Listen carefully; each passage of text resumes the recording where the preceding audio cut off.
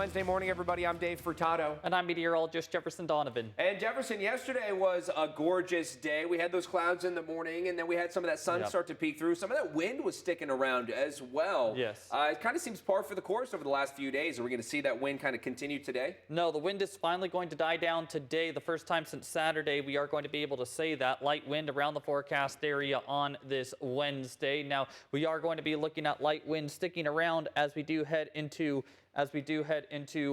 the next couple of days. Now, in terms of the wind speeds, we are going to see those winds make a bit of a resurgence as we do head into the weekend. So that is something we are going to be watching rather closely. Now, yesterday at this time, we weren't only talking about clouds, but we were also talking about some of that rainfall. Now, this morning, we are waking up to mostly clear skies in the Tri-Cities. In fact, we can already start to see the sun peeking up over the horizon just a little bit, making the sky look a little more blue instead of black like we would see at this time in the winter. In terms of temperatures, right now we are sitting at 42 degrees underneath these mostly clear skies. You can see those winds are relatively light. Here's a look at our weather headlines today and going forward. We are going to be looking at those sunny skies and pleasant weather conditions on this Wednesday. In terms of temperatures, things are going to be turning very warm on Thursday and Friday. In fact, Friday is going to be the warmest day of 2025 so far, and then we will see rain showers and much cooler temperatures come Saturday. We'll talk more about all three of these weather headlines coming up. Thanks, Jefferson. We begin this morning in the Tri-Cities. An early morning crash in Richland sent one person to the hospital and knocked out power at an intersection yesterday. Police say just before 9 a.m., two cars collided at Jadwin and McMurray. The driver's injuries are not considered serious. The crash did significantly damage electrical systems at the intersection, though. City crews have been working on repairs since the crash. Police are reminding drivers, though, to treat that intersection as a four-way stop until those repairs are made. They say traffic cameras will eventually fill in the blanks of how it happened, but early indications are that one of the drivers ran a red light. And the fight in Franklin County over who controls security at the courthouse and the jail continues. We learned Sheriff Jim Raymond is accused of assaulting one of his former employees who is now running the jail. Despite a court order signed by a judge, Raymond ordered his deputies to remove any weapons from the jail, but they refused. Eventually, court documents allege Raymond took it upon himself to get access to the jail after he yanked on the shirt collar of his former commander and now director of the jail. That director and several of the sheriff's deputies have since filed for a restraining order against him.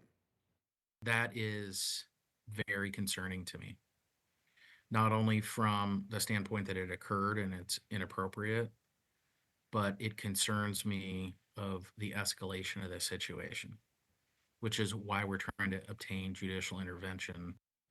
Now, Sheriff Raymond has denied any wrongdoing, calling the accusation false. We have yet to hear back on a judge's decision.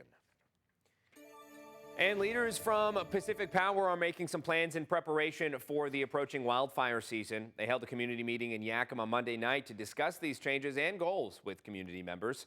KMA's John Franklin tells us more.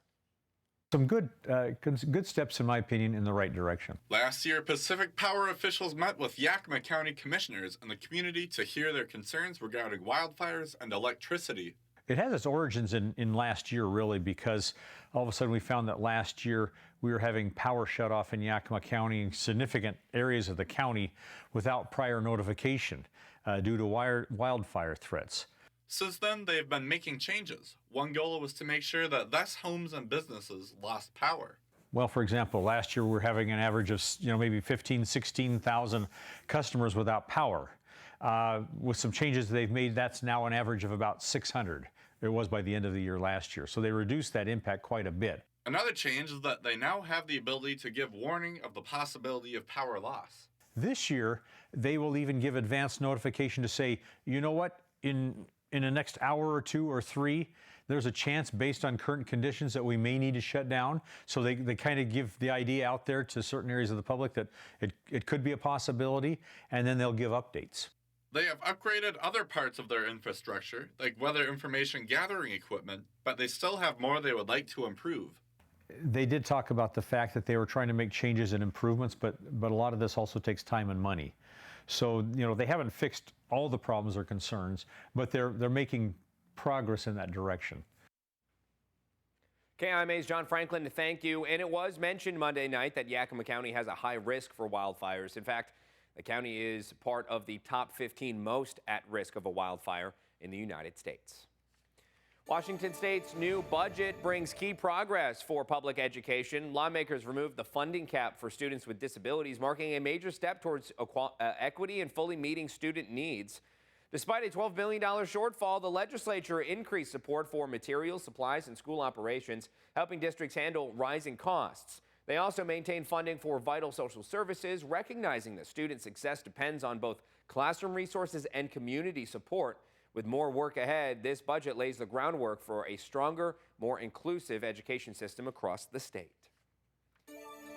Families in East Valley are being invited to the Kinder Registration Roundup Night, which takes place tonight. Families can learn about the Kinder Dual Language Program, the Kinder Bridge, and Kinder Camp, as well as screening dates. Plus, you can find out about registration with the East Valley School District. All families are welcome, and there will be refreshments. It's from 6 to 7:30 tonight in the East Valley High School cafeteria. Now, Jefferson, let's talk weather here because we had a little bit of clouds yesterday. Some folks maybe saw a little bit more clouds than others, but all in all, we had that sun start to peek through the clouds from time to time. Right. Seems like today we're going to see more in the way of sunshine. Yeah, by the afternoon yesterday, we did see plenty of sunshine mixed with some of those clouds. Today is just going to be one of those pure sunny days. It's going to be a brilliant day of weather. Not only are we going to see the sunshine, we are going to see a light wind, and temperatures today are going to be very comfortable, climbing all the way into the upper 60s to mid 70s. Now, in the not too distant future, things are going to be warming up in a pretty dramatic fashion. We will talk about a warm up and then subsequent cool down all straight ahead. Thanks, Jefferson.